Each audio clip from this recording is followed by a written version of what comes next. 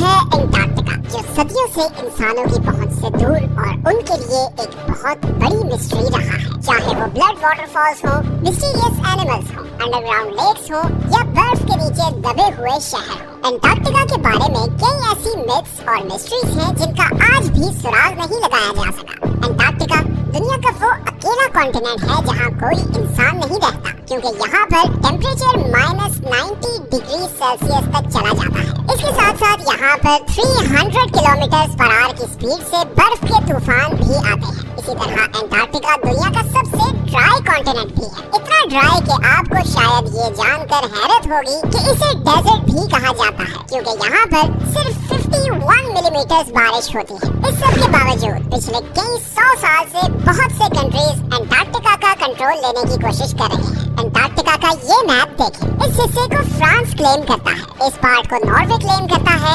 Australia इस सारी right side को क्लेम करता है। इसी तरह ब्रिटेन, चिली, अर्जेंटीना और न्यूजीलैंड भी एंटार्क्टिका के कुछ हिस्सों को क्लेम करते हैं। लेकिन आखिर इसकी वजह क्या है? बर्फ की इस तह के नीचे आखिर ऐसा क्या है कि दुनिया की सुपर पावर्स इसका कंट्रोल लेना चाहती हैं? आज हम सॉल्व करने जा रहे हैं एंटार्क्टिका की कुछ मिस्ट्रीज और साथ ही में हम इसकी भी खोज लगाएंगे कि एंटार्क्टिका को असल में डिस्कवर किसने किया था। और आखिर में हम ये भी देखेंगे कि इस बर्फ के नीचे आखिर ऐसे क्या राज छुपे हैं जिन्हें दुनिया की सुपर पावर्स जानती हैं और इसीलिए वो एंटार्क्टिका का कंट्रोल लेना चाहती हैं।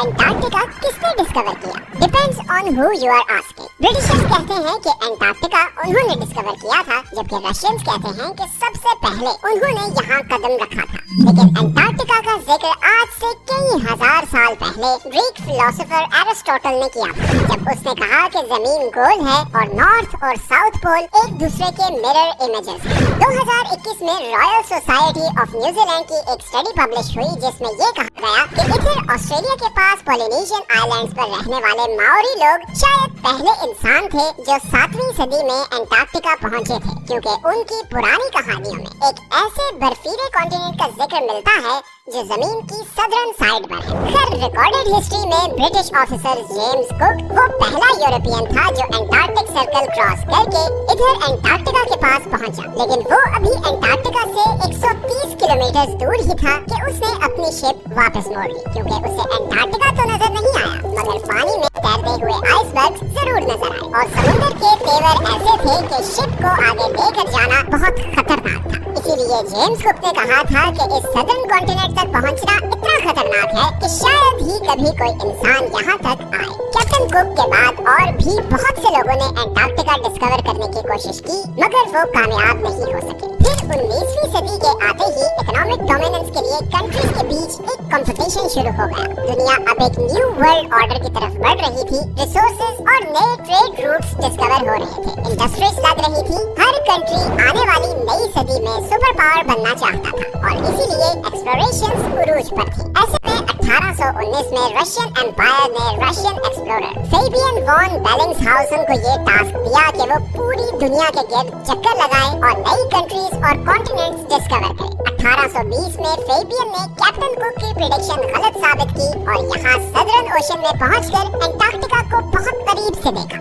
क्योंकि उसने एंटार्क्टिका पर कदम नहीं रखा था, मगर उसे मॉडर्न हिस्ट्री का वो पहला इंसान कहा जाता है जिसने एंटार्क्टिका को देखा था। फिर 1900 से 1920s के बीच बहुत से एक्सप्लोरर्स ने एंटार्क्टिका का रुख किया। British explorer Robert Falcon Scott 1911 में अपनी टीम के साथ एंटार्क्टिका पर उतरा और तकरीबन 400 माइल्स तक आगे गया, मगर फिर खराब मौसम और भूख की वजह से उसे वापस पलटना पड़ा। लेकिन वापसी का ये सफर बहुत ही भयानक साबित हुआ। स्कॉट और उसकी टीम सख्त सर्दी और बर्फानी तूफान में फंस गए और इन सब की मौत हो गई। फिर वर्ल्ड वॉर 1 के बाद बहुत सी कंट्रीज ने यहाँ अपनी टीम्स भेजी और इस कॉन्टिनेंट को क्लेम करने की कोशिश की। 1939 में हिटलर के कहने पर जर्मन एयरफोर्स ने यहाँ नाजी फ्लैग्स भी गिराए ताकि इस एरिया को नाजी जर्मनी के कंट्रोल में दिखा सके। वर्ल्ड वॉर 2 के बाद बहुत सी कंट्रीज ने यहाँ अपने रिसर्च स्टेशन सेटअप किए और यहीं से फिर एंटार्क्टिका के बारे में मिस्टीरियस डिस्कवरीज होना शुरू हुई। सबसे पहली और बड़ी मिस्टीरियस डिस्कवरी ये है कि किसी जमाने में एंटार्क्टिका पर बर्फ नहीं बल्कि घने जंगल थे।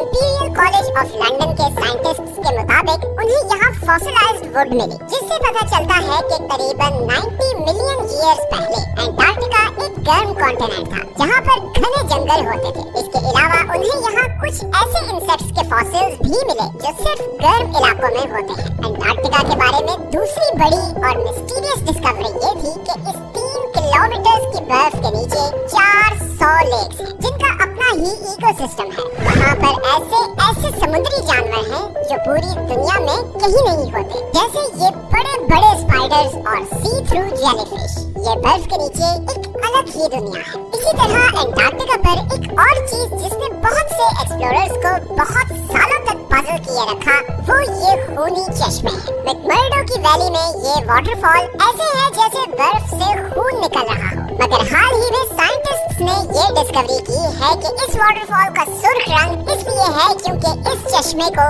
एक बहुत ही सॉल्टी लेक से पानी आता था जिस पर अब कई 100 फुट बर्फ पड़ चुकी है और वो लेक एटमॉस्फेयर से बिल्कुल कट ऑफ है। इस पानी में बहुत ज्यादा आयरन है और इसीलिए जब ये पानी चश्मे में आता है तो ऑक्सीजन और धूप की वजह से पानी में मौजूद आयरन ऑक्सीडाइज होता है और उसका बिल्कुल जंग जैसा कलर हो जाता है। अंटार्कटिका के बारे में तीसरी सबसे बड़ी मिस्ट्री और कॉन्स्पिरेसी ये है कि इस बर्फ के नीचे कोई एंशिएंट सिविलाइजेशन है। बहुत से लोगों ने ये क्लेम किया है कि यहाँ पर एलियन स्पेस शिप्स भी देखी गई हैं। 2016 में गूगल अर्थ पर अंटार्कटिका में बहुत सी अनयूजुअल एक्टिविटीज रिकॉर्ड की गई है। कॉन्स्पिरेसी थ्योरिस्ट्स जहाँ इन्हें एलियन यूएफओस कहते रहे, वहीं बहुत से पॉलिटिकल एक्सपर्ट्स के नजदीक ये अमेरिका और दूसरे कंट्रीज के सीक्रेट एयर ऑपरेशंस हैं जो वो अंटार्कटिका में कर रहे हैं। और यहीं पर आता है अंटार्कटिका का वो हिडन पॉलिटिकल फ्रंट जिससे बहुत कम लोग अवेयर हैं। जहाँ बाकी पूरी दुनिया दूसरे जियोपॉलिटिकल इश्यूज में उलझी हुई है,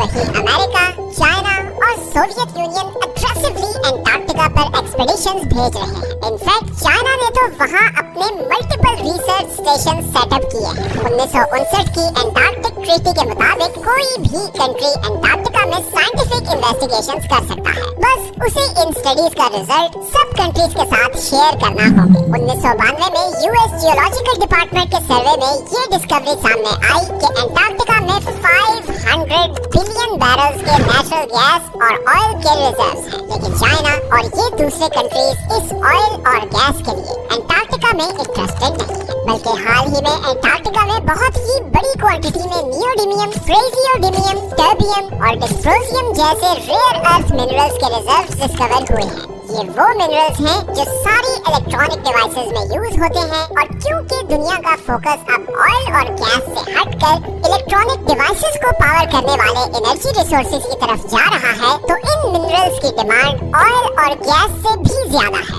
इलेक्ट्रिक कार्स और आयन बैटरीज ही अब फ्यूचर है और फ्यूचर को कंट्रोल करने की ये रेस ही इन सुपर पावर्स को अंटार्कटिका की बर्फ और तूफानों में ले आई है। अंटार्कटिका की लास्ट मिस्टीरियस डिस्कवरी ये सदर्न ओशन है। दुनिया के खतरनाक तरीन समुद्रों में सदर्न ओशन का नाम आता है। हमारी दुनिया का क्लाइमेट और वाटर सप्लाई ये सदर्न ओशन ही कंट्रोल करता है, क्योंकि ये अटलांटिक और पैसिफिक ओशन के साथ भी मिलता है। साइंटिस्ट्स के मुताबिक दुनिया का 15% carbon emission southern ocean absorb करता है और ग्लोबल वार्मिंग के साथ साथ इस ओशन की इम्पोर्टेंस बढ़ती जा रही है, क्योंकि यहाँ पर जमी हुई बर्फ पिघल रही है और बर्फ के पिघलने से बहुत से खजाने अब बाहर आ रहे हैं जिन समुद्रों में कभी इंसान जाने का सोच भी नहीं सकते थे। बहुत जल्द वो इम्पोर्टेंट ट्रेड रूट्स बनने वाले हैं। अंटार्कटिका पर अब भी बहुत सी स्टडीज चल रही हैं और हु नोस कि आने वाले टाइम में और क्या मिस्टीरियस चीजें अंटार्कटिका के बारे में डिस्कवर होंगी।